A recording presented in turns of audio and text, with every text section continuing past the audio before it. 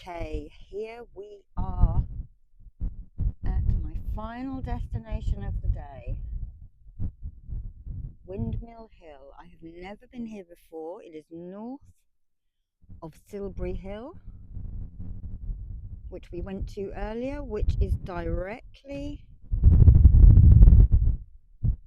in front of me. You can see that earthwork, that platform sticking out of the ground. Okay. Behind that is the tomb we went to.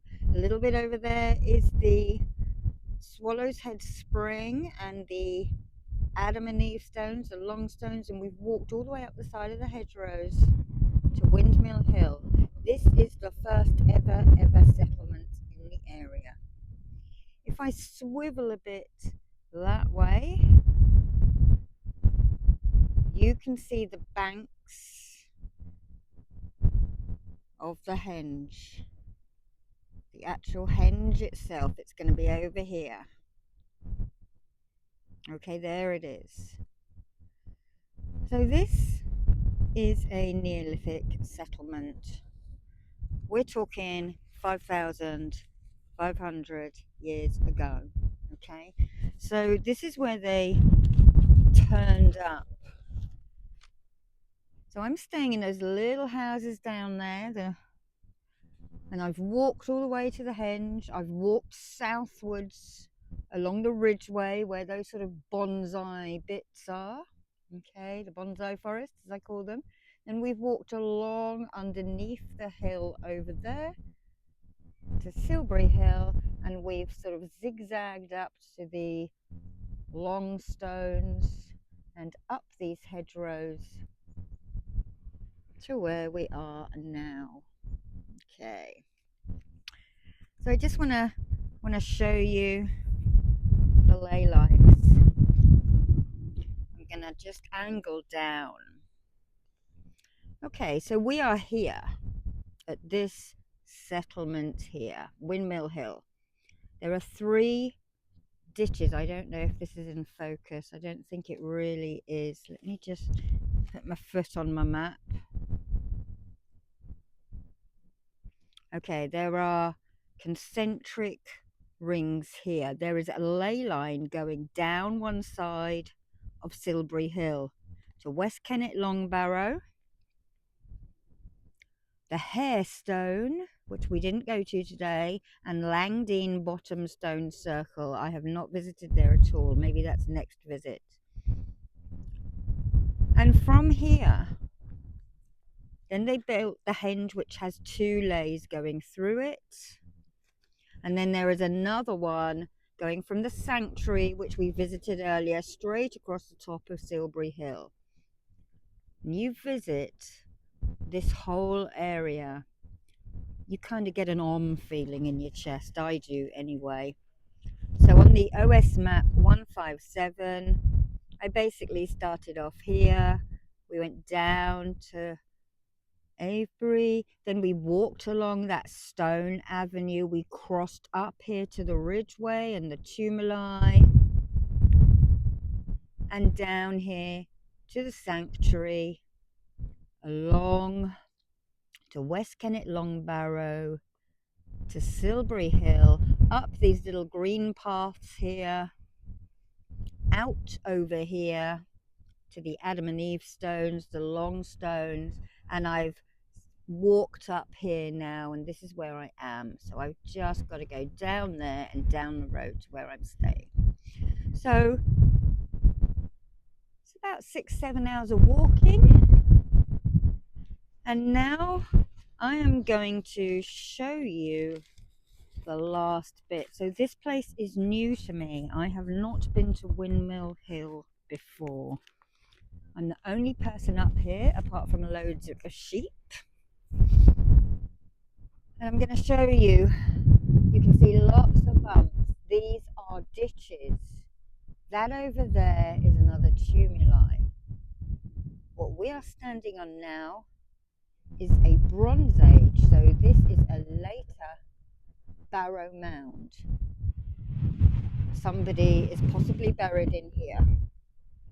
But views that we get. I mean, no wonder they settled here. You can see people coming, especially an army of people, for miles around. This place was probably in use every autumn, and they have found in the ditches literally rocks, cattle, sheep, pigs, tools. They would have had their ceremonies here, met people, the tribes would have gathered. And they built the outer ditch first, probably where those sheep are, right down there. The two higher ones on the bank there. That's probably the outer ring. Then they built a middle one, and then they would have built the last one, the inner ring. And they would have had little gaps so that everyone could walk through. Maybe it would have confused any invaders. Okay, so we're gonna walk down. Now I stuck a little feather in the ground. There, my offering. I was going to leave some apples, but I don't know if sheep can eat apples. So I will check that out. I'm coming back here tomorrow, I've decided, with my lyre to sing in the wind. So we're gonna walk down over here, down this tumuli. I'm gonna head over to the other big mound, and then I can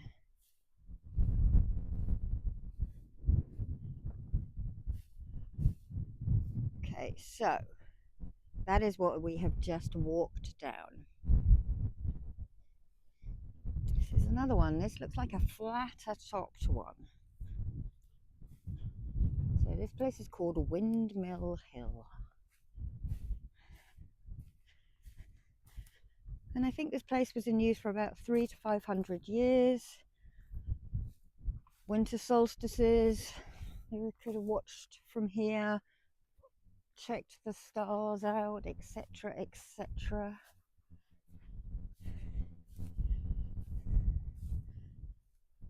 And this is the middle of it. Oh, I'm sorry, sheep. Now, that ridgeway along there that we walked down earlier with the bonsai stretches.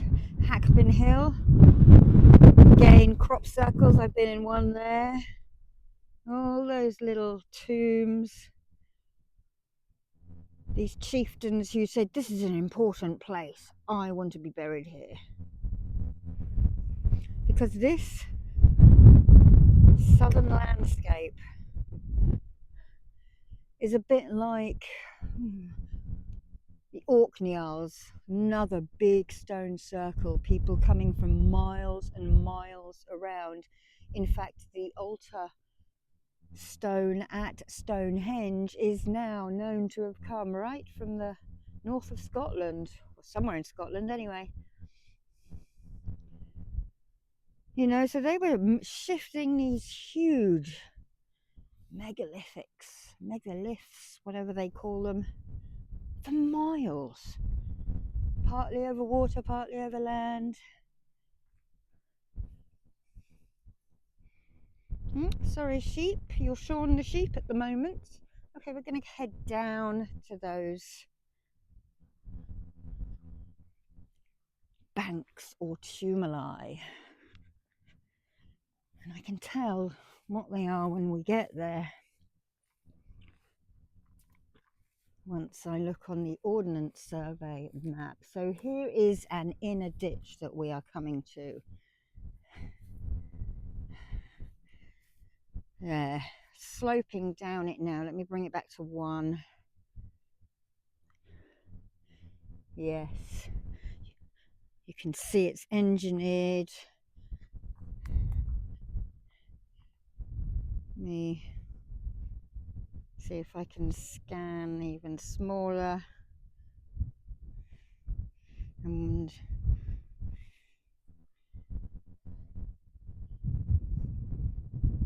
Okay, let's go back to one.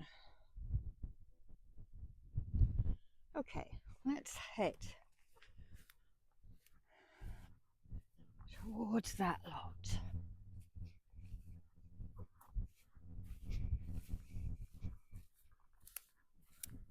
Hello, Shawnee sheeps.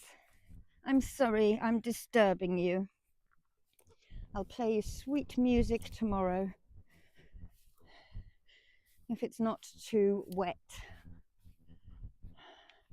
Okay, let's follow the path, whether it's a human path or a sheep path.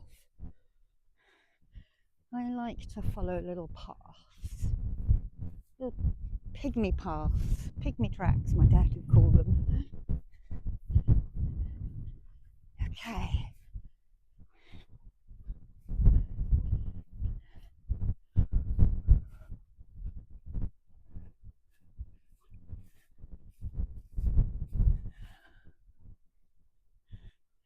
So another section of ditches. There's even a sarsen stone in one of them. Okay, we've got one on that side where that sheep is right now trotting off,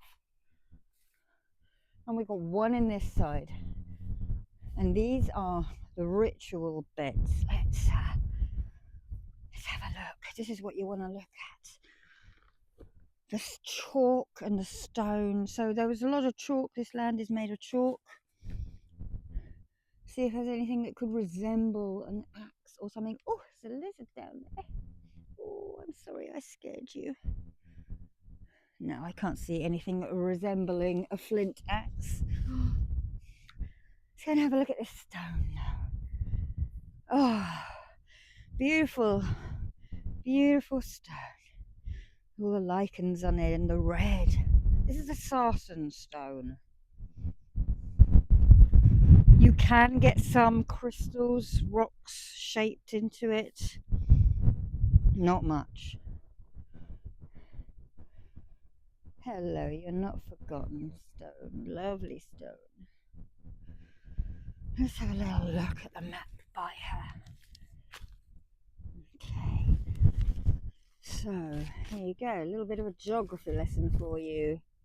Here we are. So I don't think it's going to show it properly, but you might be able to see. No. Okay, there are little marks on there indicating where these tumuli and these ditches and earthworks are. Tiny little sort of brush strokes and dots. So that is how you tell. And if you're really going out walking, I always suggest you take a paper map. I'm really onto the health and safety here. Okay. Bye bye, stone. I'm going home now. I will come and see you tomorrow. Look at that. Rough. It's insects and life within those holes. Okay.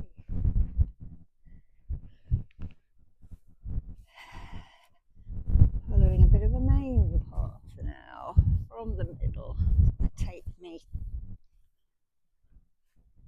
to my path, and we're very lucky in the UK. We have roaming rights. There are crisscross marks and old trackways right across the country. I have a feeling we're actually coming to what the Ordnance Survey people have classed as the middle of the hill. I could be wrong. I could just be seeing a sign there.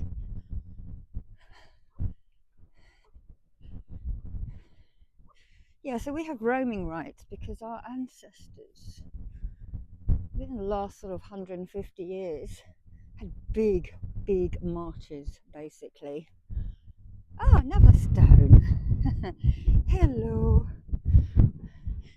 Hello, lovely stone. Oh, we can bring up some water. I'm out of water, but you can put little offerings in this one. So here we are.